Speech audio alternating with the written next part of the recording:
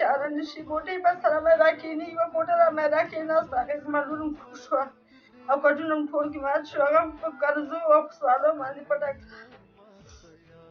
اوس دا نورو ګوتې هم را باندې راکښېني اوس موږ نه چاره ورکه ده چې موږ کوم پلو لاړ شو کوم مشکلات واخلو امور جان تاسو د کوم ځای نه راغلي موږ د اچین ولسوالۍ د سړک کې د اچین ولسوالۍ نه اچین نه راغلي سپین غر ولسوالۍ او اوس خاوند د چېرته کار کوي بس دغه د سړکۍ چوکۍ دی نانبای کې کار کوي 100 روپۍ هغه شاګرد دی 120 باندې او 40 روپۍ مې دا بل زیو شاګرد دی 100 روپۍ مې بل زیو شاګرد دی بیګ دکان کې سره شاګردان او دا ماشومان داسې کېږي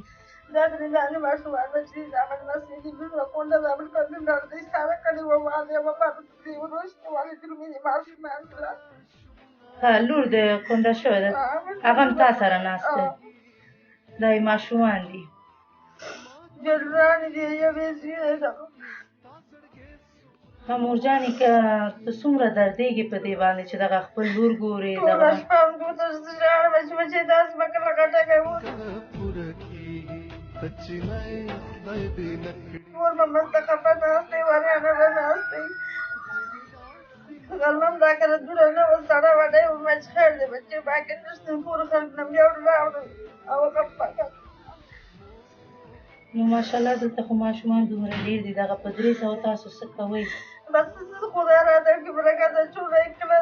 نهر او کله نور او کله صافه او کله یو شی کله بل شی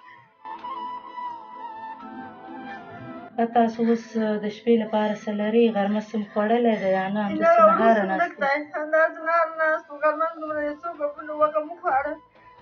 او بېګانه به کور خلکو نه ګاونډیانو د دوړه په سوال باندې راوړه وه چې خیر دې دومره دوړه راکړه چې دغه ماشومان ډېر زیات وږي دي او لږه شپې په تېره شي د خلکو نه سوال کوئ په همدې ماشومان ساتي همدې باندې ځان ساتي څه وکړو د یو بل په نوم یو نیم سل روپۍ چا راته راولګېده خیرات چې دې باندې ونه راوړه مور جانې دغه ټول ژمی تاسو په همدې فرش کې تېر کړو ټول ژمی مې قسم چې په همدې فرش باندې تېر کړو یوه بل نه بوجېګانې اوږدې کوټه کې مې هغه ډاډونه خوارې کړي دي مور جانې مه خفه کېږئ انشاءالله دغه ورونه چې ستاسو غږ اوري حتما به تاسو سره مرسته کوي ځکه ته یې هم مور غوندې نو حتما به تاسو سره مرسته کوي اوبه دانې به لورګانې دي ټول کور کې دي نه 3 واده شوي وي دي کونډې سره او 4 دانې دا وړې دي او 2 دانې به دغه 3 دانې به دغه نمسي دي او 2 پېغلې دي او 2 وړې دي او 3 به دا نمسي دي ستاسو او اوس هغه کونډه لور دی خو تاسو سره ناسته که نه ما سره ناسته ده جامه او که هر مشکل یې دغه مخ ورځ کې بواسیر 15,000 افغانۍ مې مخ بواسیر اپریشن له وکړو یوه بل نه م راکارس کړي هغه لې ارامۍ پرتې دي 9,000 روپۍ د کور کرایه د کور والا ارامۍ پرته ده وی به دې ځای به راوړی غرمې هم راته واډ راډګلې ما چې وخورې خیر ده مورې مه ژاړه انشاءالله در سره مرسته کېږي خیر ده مه ناهیلې کېږي قدرمنو هېوادوالو زه نو څه ووایم تاسو خپله د دغې مور کې فریاد ولیده چې څه یې ویل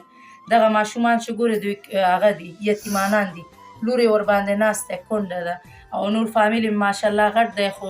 خاوند یې چې دی په 100 روپو باندې شاګرد دی نانبایي کې 2 زامن یې هم همداسې دي نو دغه کورنۍ ته وګورئ او 300 روپو ته وګورئ او دغه کوټه خپله وګورئ چې په څه حال دی دغه ټول ژمی په داسې کوټه کې تېر کړی دی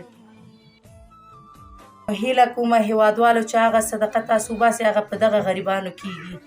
د دنیا او آخرت د ګټې لپاره باید صدقه وباسي او زموږ خلک خو ډېر داسې کورنۍ دي چې بې سرپرسته دي او صدقې ته اړتیا لري مرستې ته اړتیا لري هیله کومه دا ستاسو مور غوندې دی له دې سره مرسته وکړي ځکه چې ډېر زیات مشکلات لري او دغه یتیمانان یې په غاړه دي نو که چیرې غواړئ مرسته وکړي زما د وټساپ شمېره ده 0 اویا 9 288 د لیدو څخه مننه